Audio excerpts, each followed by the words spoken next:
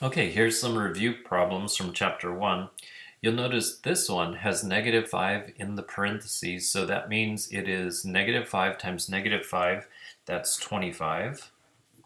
And then I just copy down this negative sign while I take care of this. Well, this one, the negative isn't actually inside of the parentheses, so what this means is square the 5, which is 25, and then apply this negative. At that point, I don't need parentheses anymore, and so the problem would look like this. The next step is a negative and a negative make a positive, so it would be 25, and then it becomes plus 25. So the answer for that one is 50. Okay, on to the second one.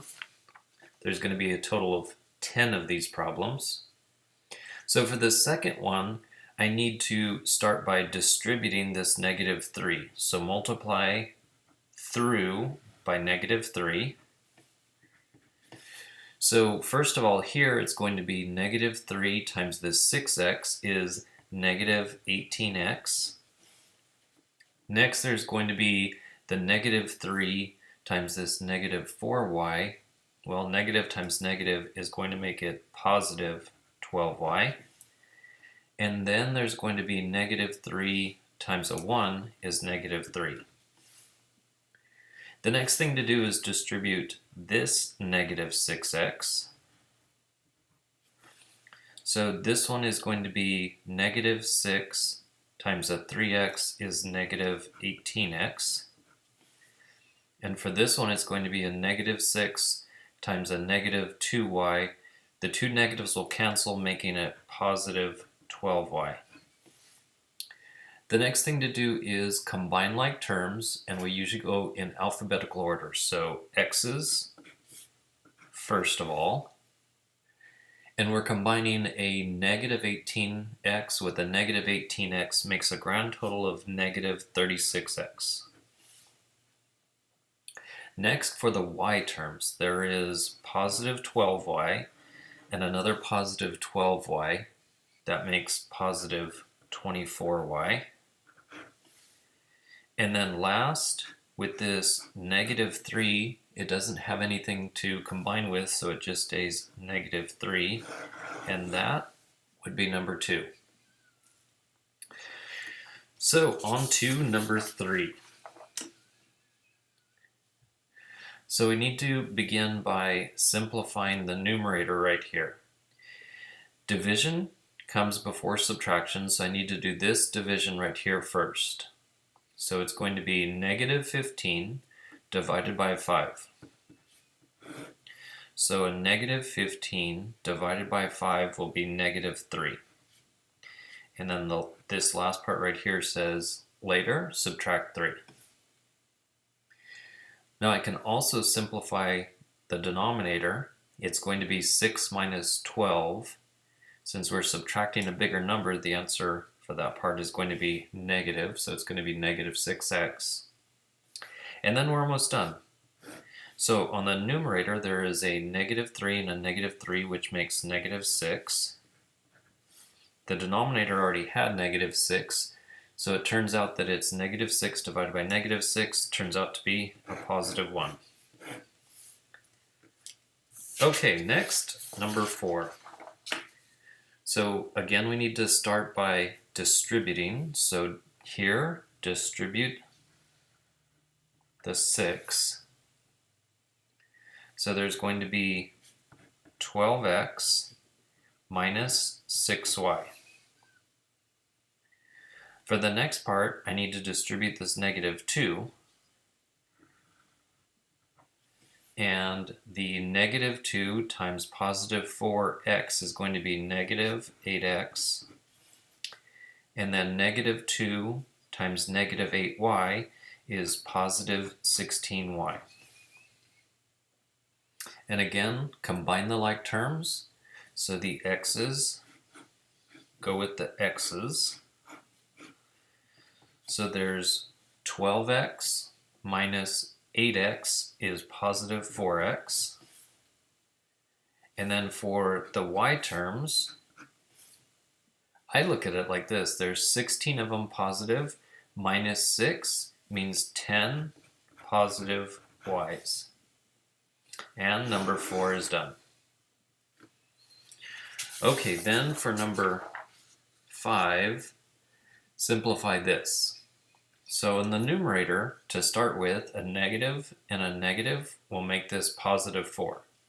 So for the numerator, it has that negative 10, and then it becomes a positive 4. For the denominator, subtract 9 minus 12. It's going to be negative 3. And we've got 2 more steps. Next, combine negative 10 and positive 4, which turns out to be negative 6. And then the last step is to divide. A negative divided by negative will be positive, and then 6 divided by 3 will be 2. So the answer is a positive 2. And look at that, we're already halfway done. Number 6. So this one has parentheses, so we need to simplify what's inside the parentheses first. So the negative 5 will just stay there. Simplify what's inside the parentheses. 9 minus 10 is a negative 1. The next step is the exponent. So this is saying square a negative 1. Negative 1 times negative 1 is positive 1. Then take that positive 1 and multiply by negative 5. Well, 1 times negative 5 is negative 5, so the top is negative 5. Then this one needs to be reduced. So what you could do is say the top, I can't factor it, I'll just leave it alone. The bottom, though, could be factored as 5 times 5. And then divide 5 into 5, it'll go 1 time. So the final answer is negative 1 over 5. And when you write a negative fraction, you can either put the negative in front, or you could leave the negative on top. They both mean the same thing. For number 7, it's just reduce this fraction. So there's a couple of ways you could do it. One is you just start writing 112. Well, this is an even number. That means it's 2 times something. So it's 2 times what? So over here on some scratch paper, I could divide 2 into 112.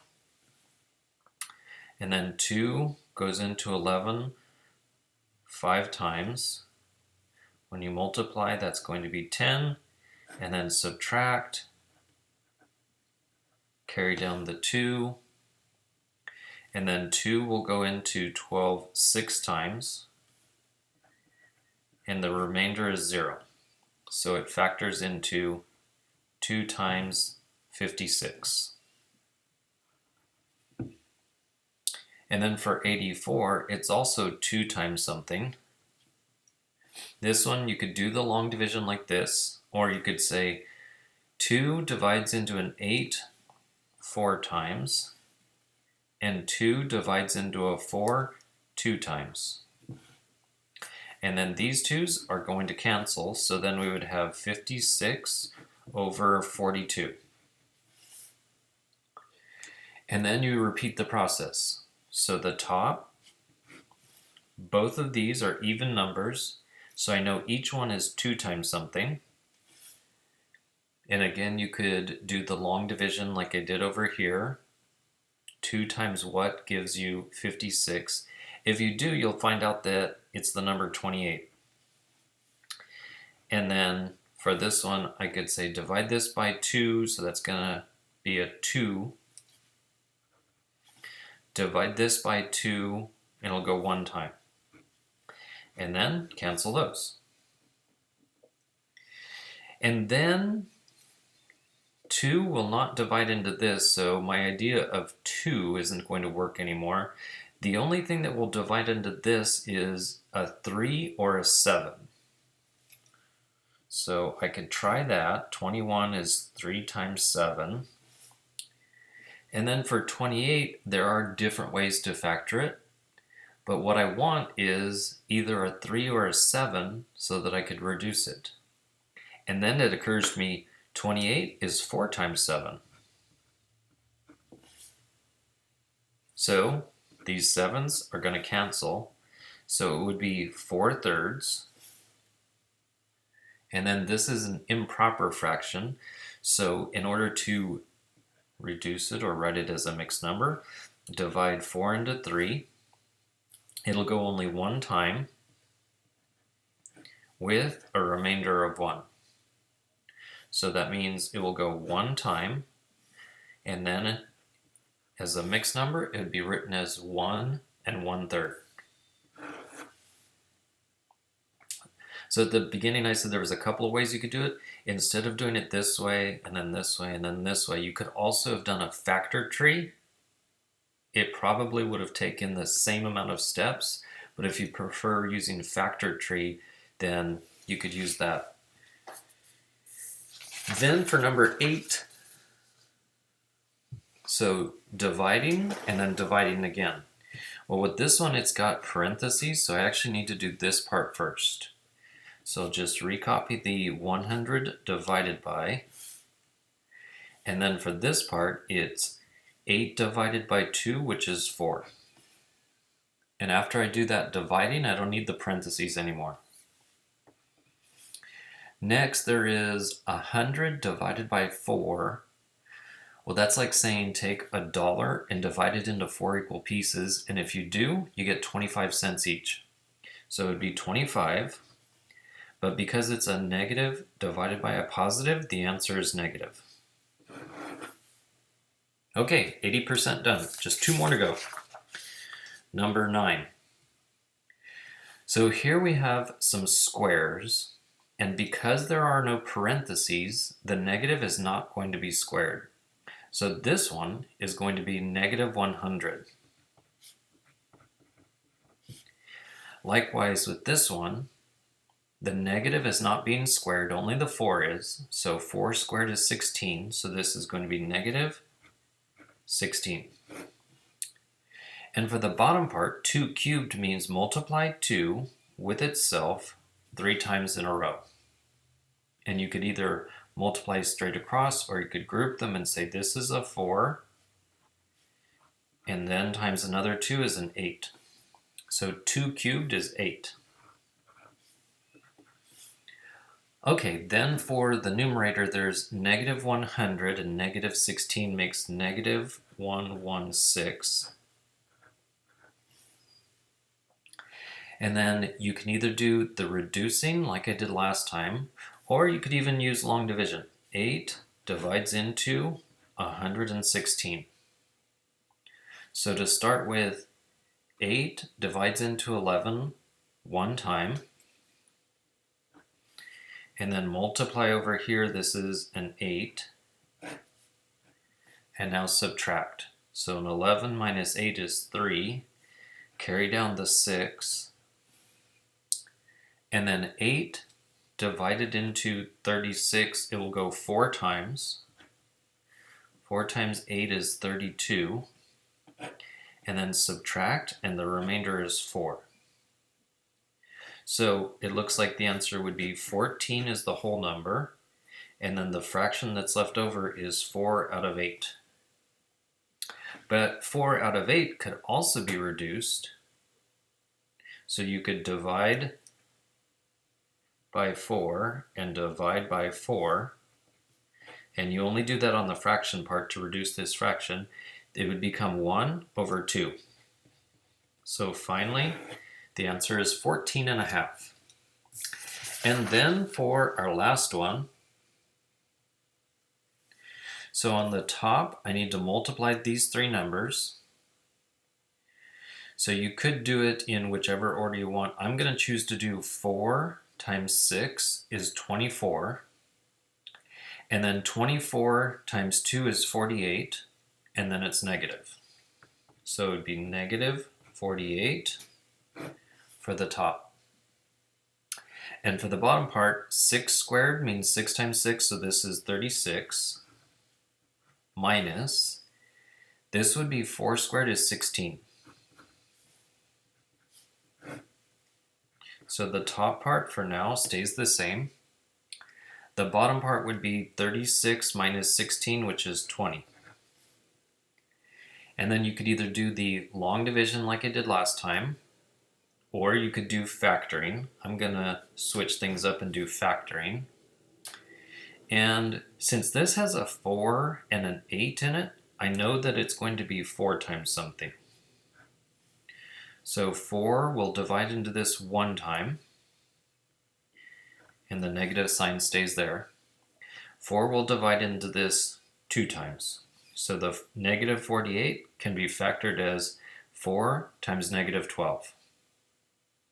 And then there are different ways to factor 20, but the whole goal is to get this 4 to cancel. So really, I want the bottom part to be 4 times something. And for the number 20, that would be 4 times 5. And then reduce these. So it's going to be negative 12 over 5. And just one more thing to do because this is an improper fraction. So 5 divides into 12. So I'm just going to leave the negative sign and just worry right now about 5 divided into 12. So it would go 2 times, and when you multiply, that's going to be 10. Subtract, and the remainder is 2. So it's 2 and 2/5. But at the end, don't forget about this negative sign, so it's actually going to be negative 2 and 2/5.